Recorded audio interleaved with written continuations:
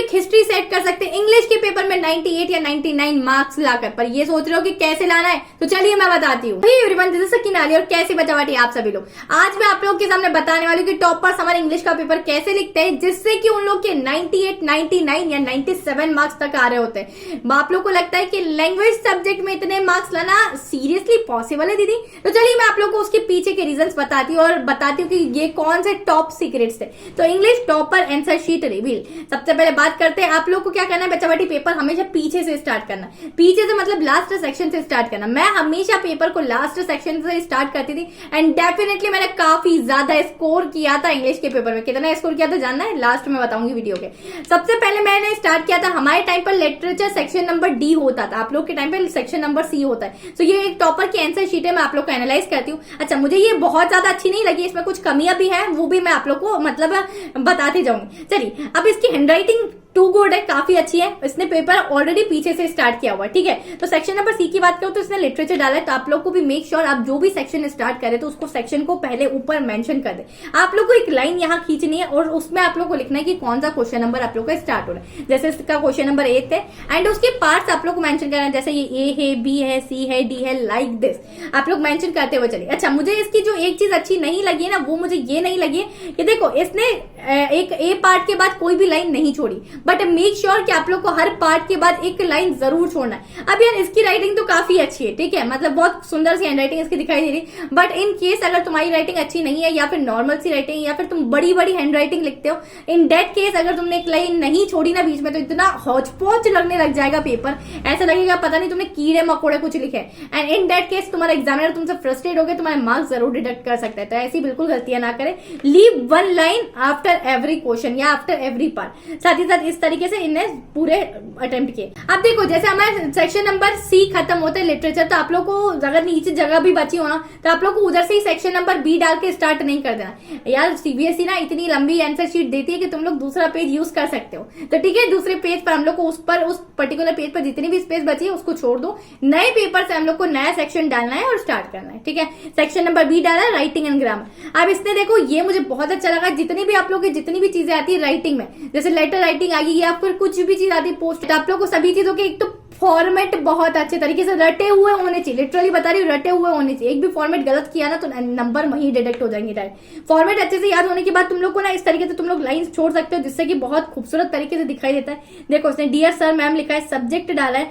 And सभी के नीचे ये एक एक लाइन छोड़ते हुए चल रहा है एंड यहाँ इसने इस तरीके से लिखा है। अब सब्जेक्ट के बाद आप लोग डायरेक्ट मत चालू कर दिया, लीव वन लाइन, ठीक है। सब्जेक्ट के बाद एक लाइन छोड़ी, उसके बाद आप लोग अपना मैटर यहाँ लिखना स्टार्ट कर सकते हो। जब भी हम लोग को कोई लेटर राइटिंग वगैरह कुछ आती है तो आप लोग मेक श्योर कि एक पैराग्राफ लिखने के बाद पैराग्राफ चेंज करा कर, ऐसे नहीं कि एक पैराग्राफ में हम लिखते जा रहे हैं, ठीक है, उससे अच्छा इंप्रेशन नहीं पड़ता है। अब यार बच्चा बड़ी राइटिंग सेक्शन में नंबर लाना ये टोटली तुम पर डिपेंड करता है, बट लिटरेचर में तुम आसानी से अपने नंबर सिक्योर कर सकते हो। कैसे दीदी? अगर लिटरेचर की बात करूं तो आप लोग अगर 5 से 7 साल तक के प्रीवियस ईयर के क्वेश्चन पेपर्स चेक करेंगे ना, तो आप लोग को पता चलेगा कि सीबीएसई हर साल जो मतलब क्वेश्चन पेपर बनाता है और उसमें जितने लिटरेचर के आप लोग के आंसर्स आते हैं, क्वेश्चन आंसर आते हैं, वो हमेशा रिपीटेड आते हैं। सो मेक श्योर कि आप लोगों ने एटलीस्ट भी लास्ट 5 से 7 या 8 ईयर्स तक के क्वेश्चन पेपर्स के लिटरेचर के क्वेश्चन सॉल्व कर रखे। इससे क्या होगा, चैप्टर्स तो कोई चेंज होते नहीं, तुम्हारा फॉर्मेट चेंज होता है, पर तुम्हारे फुटप्रिंट्स विदाउट फिट के वही चैप्टर्स है, तुम्हारे फर्स्ट फ्लाइट के वही चैप्टर्स है, तो क्वेश्चंस तुम्हारे घूम फिर के वही क्वेश्चंस आते हैं। उसके लिए तुम लोग को भटकने की जरूरत नहीं कि दीदी अब हम लोग कहां से देखें प्रीवियस में कौन सा क्वेश्चन आया। मैं तुम लोग को एक अच्छी सी बुक रिकमेंड कर रही हूँ, ओसवाल गुरुकुल की तरफ से एक बुक आती है जिसमें तुम्हें लास्ट 10 ईयर्स तक के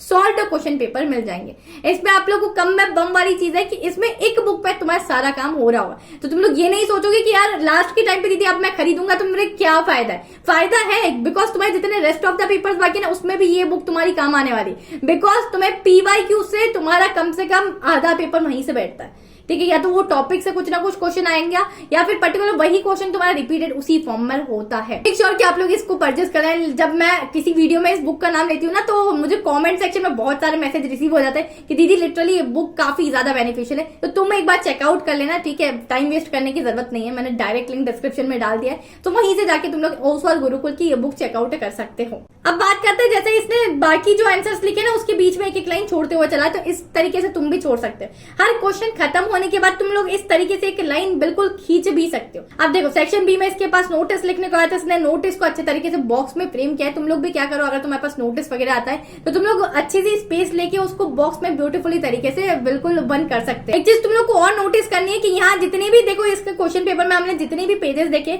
इसकी राइटिंग ओवरऑल सेम है आगे से पीछे तक। ऐसा नहीं है कि 4 पेज तक आगे तक राइटिंग बहुत अच्छी थी एंड पीछे पीछे जब आते आते इसकी राइटिंग बहुत गंदी घिसी पिटी राइटिंग हो गई।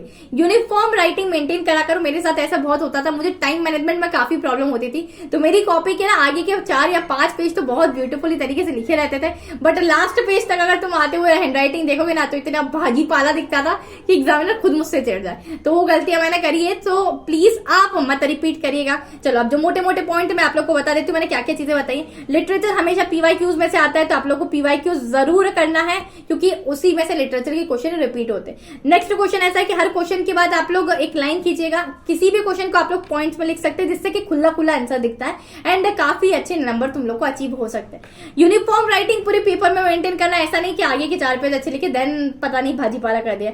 पूरा सेक्शन कंप्लीट होने के बाद ही नेक्स्ट सेक्शन पे जाएगा। जैसे अगर हमने लिटरेचर अभी चालू किया है, ऐसा नहीं करना है कि लिटरेचर का ये क्वेश्चन नहीं आ रहा तब बाद में अटेम्प्ट करूंगा, सेक्शन बी स्टार्ट कर दे। अच्छा अगर नहीं आ रहा है, in that case leave some space for that particular question. तुम लोग छोड़ दो कि अगर ये क्वेश्चन मुझे बाद में याद आ जाता है तो कम से कम 4 या 5 लाइन में ये मेरा क्वेश्चन आ जाएगा, ठीक है। उस इतना पेज छोड़ो और देन फिर हम लोग नेक्स्ट सेक्शन बी की तरफ जा सकते हैं। साथ ही साथ आप लोग मेक पार्टी से हम लोगों ने कोई क्वेश्चन लिख लिया है, उसके बाद इस तरीके से आप लोग लाइन खींच सकते हो। उससे कि क्या होगा कि तुम्हारे एग्जामिनर को सीधा सीधा दिखेगा कि अच्छा ये वाला पर्टिकुलर क्वेश्चन यहाँ एंड अप हो चुका है, क्योंकि आप लोगों ने बहुत अच्छे तरीके से पार्टीशन मेंटेन करे। साथ ही साथ ग्रामेटिकल मिस्टेक मत करना, लोकल इंग्लिश मत वापर के आना तुम्हारी, ठीक है। कि हमने जो लोकल इंग्लिश हमारी डेली रूटीन में अपने दोस्तों के साथ बोलते हैं वही इंग्लिश बोली। कुछ भारी भारी जो कीवर्ड्स होते हैं ना हमारे पर्टिकुलर चैप्टर के, वो बिल्कुल याद कर लेना, क्योंकि यार वो कुछ कीवर्ड्स हमें अच्छे नंबर दिलाने के लिए बहुत इंपॉर्टेंट रोल प्ले करते हैं। एग्जामिनर को लगता है क्या बात है, इसको इतने अच्छे अच्छे वर्ड्स आते हैं यार, मतलब ये बंदा बड़ा इंटेलिजेंट सा है। तो कीवर्ड्स को जो भारी कीवर्ड्स यूज करें उसको हाईलाइट जरूर करना, क्योंकि तुम्हारे एग्जामिनर की निगाह वहां जानी चाहिए। इतनी सारी कॉपीज के बीच में तुम्हें अच्छे नंबर जरूर आने चाहिए। हर सेक्शन को नए पेज से स्टार्ट करना। जैसे अगर इतनी स्पेस मेरे पास बची है तो ऐसा मत करना, यहाँ से आप लोगों ने लाइन खींची एंड यहाँ से आप लोगों ने सेक्शन बी लिखना स्टार्ट कर दिया, प्लीज मत करना। नेक्स्ट पॉइंट है मेक बॉर्डर। आप लोग को लाइन अच्छे तरीके से सेपरेट करते हुए चलना है, ठीक है।